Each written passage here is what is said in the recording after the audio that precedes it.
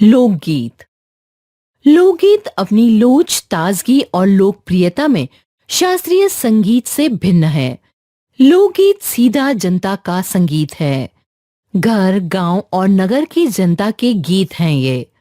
इनके लिए साधना की भी जरूरत नहीं होती। त्योहारों और विशेष अवसरों पर ये गाए जाते हैं। ये सदा से गाए जाते रहे हैं और इनके रचने वाले भी अधिकतर गांव के लोग ही हैं।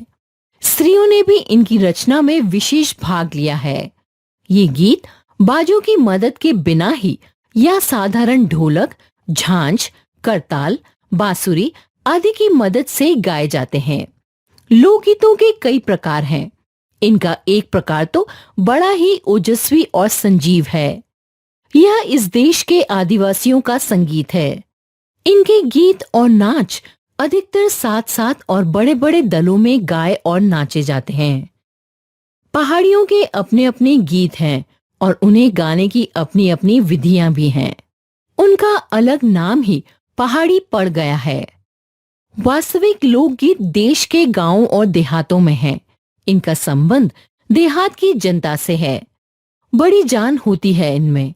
चेता, कजरी, बारहमासा, सावन आदि उत्तर प्रदेश के पूर्वी और बिहार के पश्चिमी जिलों में गाए जाते हैं। बाउल और भटियाली बंगाल के लोकप्रिय हैं। पंजाब में माहिया आदि भी इसी प्रकार के हैं।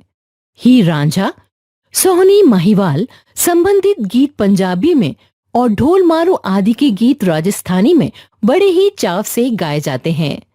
इन देहाती गीतों के रचयिता कोरी कल्पना को इतना मान न देकर अपने गीतों के विषय रोजमर्रा के बहते जीवन से लेते हैं।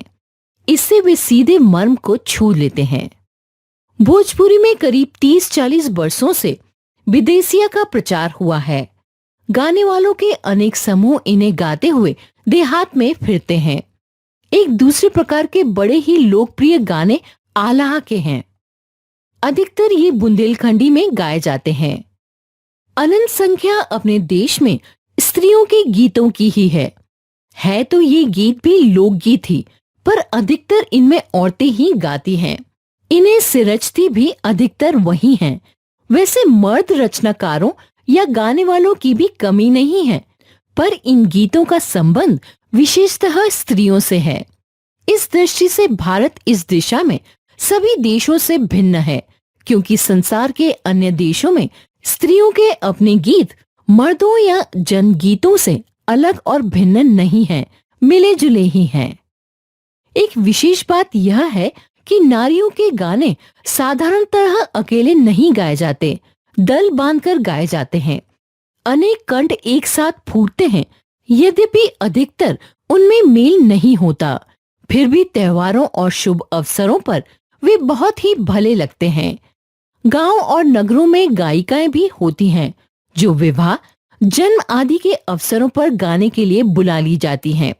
सभी ऋतुओं में स्त्रियां उत्साहित होकर दल बांधकर गाती हैं, पर होली, बरसात की कजरी आदि तो उनकी अपनी चीज है, जो सुनते ही बनती है। स्त्रियां ढोलक की मदद से गाती हैं। अधिकतर उनके गाने के साथ नाच का भी पुट होता है। गुजरात का एक प्रकार का दलीय गायन गरबा है, जिसे विशेष विधि से घेरे में घूम घूम कर औरतें गाती हैं।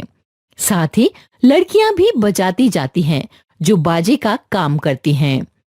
इनमें नाच गान साथ चलते हैं। वस्तुतः यह नाच ही है। सभी प्रांतों में यह लोकप्रिय हो चला है। इसी प्रकार होली के अवसर पर ब्रज में रसिया चलता है, जिसे दल के दल लोग गाते हैं, स्त्रियां विशेष तौर पर। गांव के गीतों के वास्तविक में अनंत प्रकार हैं। जीवन जहां इठला इठला कर लहराता है, वहां भला आनंद के स्रोतों की कमी कैसे हो सकती है।